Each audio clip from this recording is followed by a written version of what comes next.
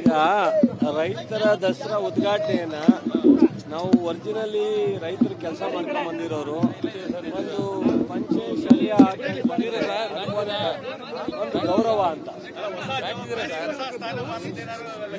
ಇಲ್ಲ ಇಲ್ಲ ಆ ಥರ ಏನಿಲ್ಲ. ಈಗ ಕೊಟ್ಟಿರೋದೇ ಒಳ್ಳೆ ಜವಾಬ್ದಾರಿ.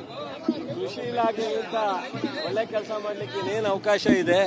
ಕೃಷಿ ಇಲಾಖೆಗಿಂತ ಒಳ್ಳೆ ಕೆಲಸ ಮಾಡಲಿಕ್ಕೆ ಬೇರೆ ಅವಕಾಶ ಇರುತ್ತಾ?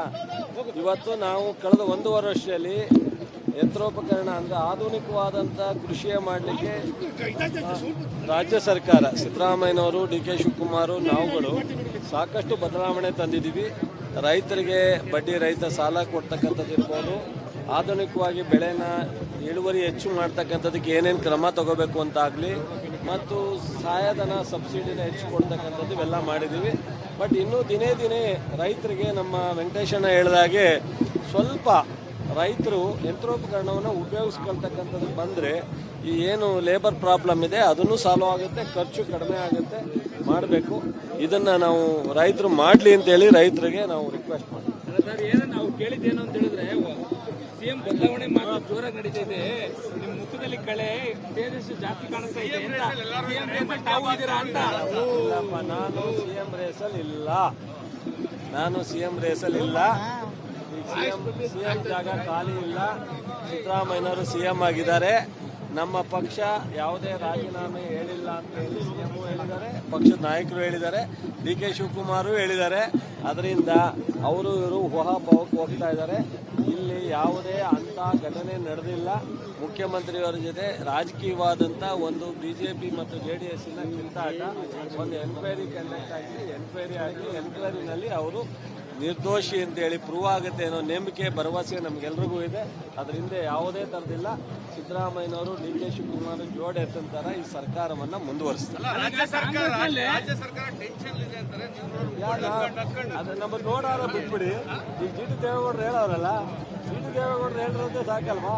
ಕುಮಾರಸ್ವಾಮಿ ಅವ್ರಿಗೆ ಆಗಲಿ, ಅಶೋಕ್ ಆಗಲಿ, ವಿಜೇಂದ್ರಂಗೆ ಆಗಲಿ, ಜಿ ಟಿ ದೇವೇಗೌಡರು, ಇನ್ನು ಯತ್ನಾಳು, ಈ ಥರದವ್ರು ಅನೇಕರು ಹೇಳಿದ್ದಾರೆ. ಅವ್ರಿಗೆ ನಾವು ಹೇಳೋದಲ್ಲ, ಅವರೇ ಹೇಳ್ತಾ ಇದ್ದಾರೆ. ಅವರಿಗೆ ಮಾಡೋ ಕೆಲಸ ಬಿಟ್ಬಿಟ್ಟು ಉಳಿದು ಈ ಥರ ಕಿತಾಪತಿ ಮಾಡ್ಕೊಂಡು ನಿಂತಿದ್ದಾರೆ. ಸೊ ಈ ಮೂಢ ವಿಚಾರ ಏನಿದೆ ಅದು ಬಹಳಷ್ಟು ಹಗರಣ ಇರ್ತಕ್ಕಂಥ ಸೈಟ್ಗಳಿದ್ದಾವೆ. ಮುಖ್ಯಮಂತ್ರಿಗಳು ಒಂದು ಕಮಿಟಿ ಮಾಡಿದ್ದಾರೆ. ಆ ಕಮಿಟಿಯಿಂದ ಹೊರ ಬರುತ್ತೆ. ಇಲ್ಲಿ ಯಾರ್ಯಾರು ಬೈಲಾ ವಿರುದ್ಧ ಸೈಟ್ಗಳಾಗಿದೆ ಅವೆಲ್ಲವೂ ತಗೋತಾರೆ. ಈಗ ಪಾರ್ವತಮ್ಮನವ್ರ ಸೈಟನ್ನು ವಾಪಸ್ ಕೊಟ್ಟಾಗಿದೆ. ತನಿಖೆ ಮಾಡಲಿ. ವಾಪಸ್ ಕೊಟ್ಟ ತಕ್ಷಣ ತನಿಖೆ ಮಾಡಿಬಿಡಿ ಅಂತ ಹೇಳಿಲ್ಲ ಸಿದ್ದರಾಮಯ್ಯನವರು. ತನಿಖೆ ಮಾಡಲಿ. ಈ ಫಾರ್ಮಾಲಿಟೀಸು ಕಾನೂನು ತಪ್ಪಾಗಿತ್ತಾ ಇಲ್ವಾ ಅನ್ನೋದು ಪ್ರೂವ್ ಆಗುತ್ತೆ. ಬಟ್ ನಮ್ಮ 100% ನಾವು ಸಹ ಮಂತ್ರಿಯಾಗಿ ಕೆಲಸ ಮಾಡಿದ್ದೀವಿ, ಸರ್ಕಾರದಲ್ಲಿ ಎಲ್ಲವನ್ನೂ ಗಮನಿಸಿದ್ದೀವಿ. ಯಾವುದೇ ಕಾರಣಕ್ಕೆ ಅವರ ಪ್ರೊಸೀಜರ್ ತಪ್ಪಾಗಿಲ್ಲ. ಅಲ್ಲ ಸರ್, ಈಗ ಜಿ ಟಿ ದೇವೇಗೌಡರ ಮಾತು ಕೂಡ ಅದೇ ಚರ್ಚೆ ಆಗ್ತಾ ಇರೋದು. ಅವ್ರದ್ದು ಕೂಡ ಅಲ್ಲಿ ಬೇನಾಮಿ ಇದೆ, ಅದಕ್ಕೆ ಅವರು ಈಗ ಜಿ ಟಿ ದೇವೇಗೌಡರದ್ದು ಒಬ್ಬರದೇ ಇಲ್ಲ. ನಾನು ಹೆಸರು ಯಾಕೆ ಹೇಳಿ?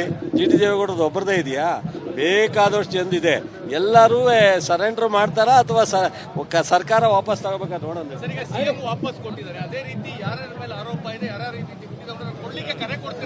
ಖಂಡಿತ ಯಾರ್ಯಾರು ಈಗ ಮಾನ್ಯ ಮುಖ್ಯಮಂತ್ರಿಗಳು ಅವರ ಶ್ರೀಮತಿಯವರ ಸೈಟನ್ನು ವಾಪಸ್ ಕೊಟ್ಟಿದ್ದಾರೆ, ಅದೇ ರೀತಿ ಕಾನೂನು ಬಾಹಿರವಾಗಿ ತಗೊಂಡಿರ್ತಕ್ಕಂಥ ಎಲ್ಲರೂ ಸೈಟನ್ನು ವಾಪಸ್ ಕೊಟ್ಟರೆ ಒಂದು ಗೌರವ. ಕೊಡದೇ ಇದ್ದರೆ ಕಾನೂನು ರೀತಿಯಲ್ಲಿ ಸಮಿತಿ ರಚನೆ ಆಗಿದೆ, ಅದನ್ನ ತೀರ್ಮಾನ ಆದ್ಮೇಲೆ ವಾಪಸ್ ಹಿಂಪಡಿತಾರೆ. ಮೂಢ ನಾಲೆಡ್ಜ್ ನಿಮ್ಗೂ ಕೂಡ ಇದೆ, ನಿಮ್ಗೂ ಕೂಡ ಇದೆ. ಮೂಢದಲ್ಲಿ 50-50 ಒಂದು ಅನುಪಾತ ಏನಿದೆ, ಅದು ಲೀಗಲ್ ಇಲ್ಲೀಗಲ್ ಸರ್? 50-50 ಲೀಗಲ್ ಅಲ್ಲ. ಅದು ಸೈಟ್ಗೆ ಒಂದು ದುಡ್ಡು ತಗೊಂಡವ್ರಿಗೆ ಒಂದಿದೆ, ಸೈಟ್ಗೆ ತಗೊಳ್ಳದೇ ಇದ್ದವ್ರಿಗೆ ಅನುಪಾತ ಒಂದು ಸ್ವಲ್ಪ ಜಾಸ್ತಿ ಇದೆ. ಬಟ್ ಆದರೆ ಮೂಡಾದಲ್ಲಿ ಸೈಟ್ಗೆ ದುಡ್ಡು ಇಲ್ಲದಲ್ಲೇ ತಗೊಳ್ಳಿಕ್ಕೆ ಅವಕಾಶ ಇದೆಯಾ ಅನ್ನೋದ್ರ ಬಗ್ಗೆ ನನಗೆ ಒಂದು ಸ್ವಲ್ಪ ಡೌಟ್ ಇದೆ.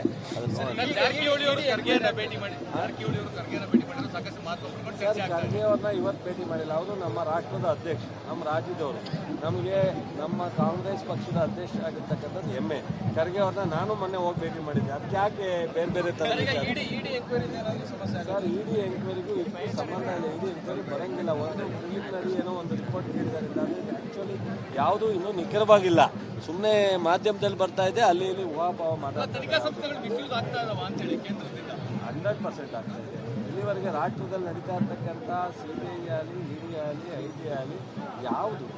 ಸೊ ನಾವು ಹಿಂದೆ ಕಾಂಗ್ರೆಸ್ ಆಡಳಿತ ಮಾಡಿದಾಗ ಇಂಪಾರ್ಷಿಯಲ್ ಆಗಿ ಆಗ್ತಿತ್ತು. ಕಾಂಗ್ರೆಸ್ BJP JDS ಅಂತ ನೋಡ್ತಿರಲಿಲ್ಲ ತನಿಖೆ.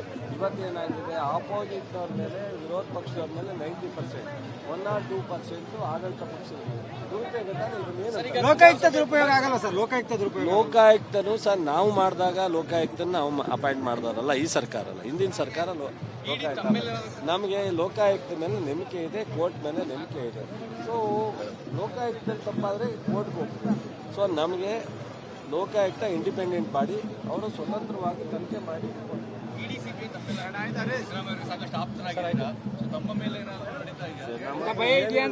ಪಂಚಾಯತ್ ಆಯ್ತು. ನಾವು ಭಯ ಆಯ್ತು, ನಾವು ಈಗ ಓಡಾಡ್ತೀವಿ ನೋಡ್ರಿ ತಲೆ ಕುಮಾರಸ್ವಾಮಿ ಅವ್ರು ಹೇಳೋರಲ್ಲ, ಏನೋ ನಾಯಿ ನರಿ ಏನೇನೋ ಮಾತಾಡೋರಲ್ಲ, ನಾಯಿ ನರಿಗೆ ಉತ್ತರ ಕೊಡ್ಬೇಕಾ ಅಂತಾರೆ. ಅಂದರೆ ಅವ್ರ ಲೆಕ್ಕದಲ್ಲಿ ಅವ್ರು ಮಾತ್ರ ಸಭ್ಯಸ್ಥರು, ಬೇರೆಯವರೆಲ್ಲ ಲೆಕ್ಕಿಲ್ಲ ಅಂತ ಹೇಳ್ತಾರೆ. ಸೊ ಅವ್ರ ಮಾತಿಗೆ ಅವರೇ ಇಟ್ಟ ಹಾಕಬೇಕು. ನನಗೇನೋ ಒಂಚೂರು ಬುದ್ಧಿ ಹೇಳೋಟ್ಟಿದೆ, ಅವ್ರ ಮಗನಿಗೆ ಯಾಕೆ ಹೇಳ್ತಾ ಇಲ್ಲ ಅಂತ ನನಗೊಂದು ಸಸ್ಪೆನ್ಸ್. ಏನಕ್ಕೆ ಅಂತ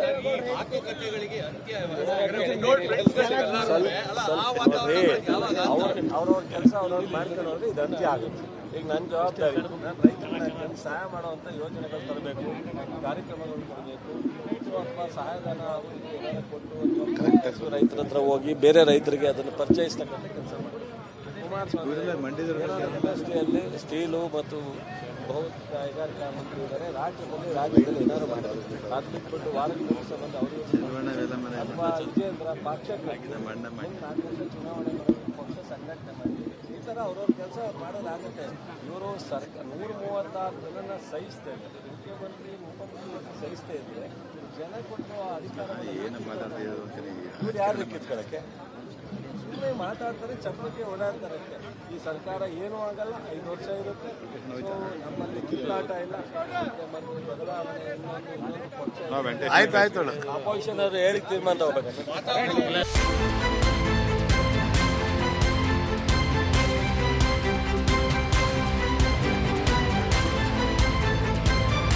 ಅಕ್ರಮ ನಿರ್ಲಕ್ಷ್ಯವಾದ್ರೆ ರಾಜಿಯೇ ಇಲ್ಲ.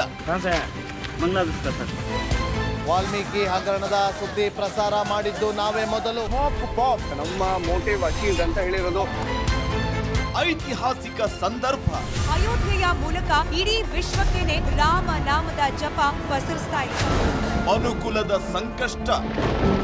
ಕೆಲವು ನಿಮಿಷಗಳಲ್ಲಿ ಎಲ್ಲವನ್ನು ಕೂಡ ಕೊಚ್ಚಿಕೊಂಡು ಹೋಗಿದೆ. ದೊಡ್ಡ ದೊಡ್ಡ ಬಂಡೆ ಕಲ್ಲುಗಳು ಕೂಡ ಅಲ್ಲಿ ಬಿದ್ದಿರೋದನ್ನ ನಾವೀಗ ಅಲ್ಲಿ ನಾವು ನೋಡಬಹುದು. ನಾಡಿನ ಹಿತಕ್ಕಾಗಿ ಅಭಿಯಾನಗಳ ಸಾಲು. ನಮ್ಮ ಕಾವೇರಿಯ ಹೋರಾಟದ ವಿಚಾರವಾಗಿ ಇಡೀ ಮಂಡ್ಯ ಜಿಲ್ಲೆಯಾದ್ಯಂತ ಇವತ್ತು ಬರೋ ಮನೆಯ ಟಾಯ್ಲೆಟ್ ನ ನೀರಿದು ಸ್ವಲ್ಪ ಆದ್ರೂ ಮನುಷ್ಯತ್ವ ಇದೆ ಅಂದ್ರೆ ನಿಮ್ಗೆ. Reels, social media sensation. ನಮಗೆ ಮಾಡೋ ಕೆಲಸ ಇಲ್ಲ, ಶೆಡ್ಡಿಗೆ ಹೋಗೋಣ ಬಾ. ಬ್ಯಾಂಕಿಗೆ ಹೋಗ್ತೀರಿ ಬರ್ತೀರಿ 2000 ಮಾತ್ರ ಬರ್ತಾ ಇಲ್ಲ. 2000 ನಂದೇ ಹೊಂಟೈತು. ಕನ್ನಡಿಗರ ಮೊದಲ ಆಯ್ಕೆ ರಿಪಬ್ಲಿಕ್ ಕನ್ನಡ. ರೈತರ ಕಷ್ಟ ಏನದಂತ ತೋರಿಸಿದವ್ರು ಅಂದ್ರೆ ರಿಪಬ್ಲಿಕ್ ಕನ್ನಡ ಟಿವಿ. ಈ ರಿಪಬ್ಲಿಕ್ ಟಿವಿ ಅವರು ಇದನ್ನ ಹೊರಗೆ ತರುವಂತ ವ್ಯವಸ್ಥಾನ ಮಾಡಿ ನಮ್ಗೆ ಎಲ್ಲರಿಗೂ ಅನುಕೂಲ ಮಾಡಿಕೊಡುವಲ್ಲಿ ಯಶಸ್ವಿಯನ್ನಾಗಿದ್ದಾರೆ.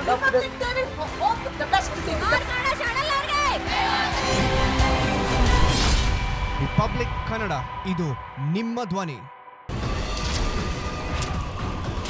ಮುಖ್ಯಮಂತ್ರಿ ಪಟ್ಟಕ್ಕಾಗಿ ಪ್ರತಿಭಟನೆ ನಡೆಯುತ್ತೆ, ಉಪಮುಖ್ಯಮಂತ್ರಿ ಪಟ್ಟಕ್ಕಾಗಿ ಪ್ರತಿಭಟನೆ ನಡೆಯುತ್ತೆ, ನಟ ನಟಿಯರ ಪರವಾಗಿ ಪ್ರತಿಭಟನೆ ನಡೆಯುತ್ತೆ. ಆದರೆ ಸಮಾಜದ ಕಟ್ಟ ಕಡೆ ವ್ಯಕ್ತಿಯ ಬಗ್ಗೆ, ತುಳಿತಕ್ಕೆ ಒಳಗಾದವರ ಬಗ್ಗೆ, ಬಡವರ ಕಣ್ಣೀರಿನ ಬಗ್ಗೆ ಯಾರೂ ಮಾತಾಡಲ್ಲ ಅಲ್ವಾ?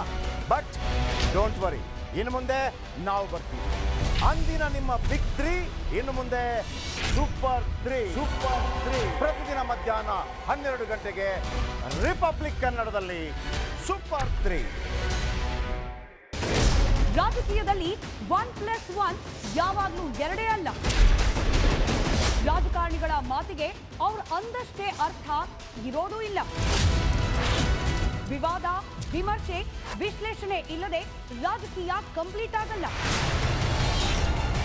ದಿನದ ಸೆನ್ಸೇಷನಲ್ ರಾಜಕೀಯ ಸುದ್ದಿಯ ಕಂಪ್ಲೀಟ್ ರೌಂಡ್ ಅಪ್ ನಿಮಗಾಗಿ ನಿಮ್ಮ ರಿಪಬ್ಲಿಕ್ ಕನ್ನಡದಲ್ಲಿ ಸಂಜೆ 3:57ಕ್ಕೆ ಪಕ್ಕಾ ಪಾಲಿಟಿಕ್ಸ್.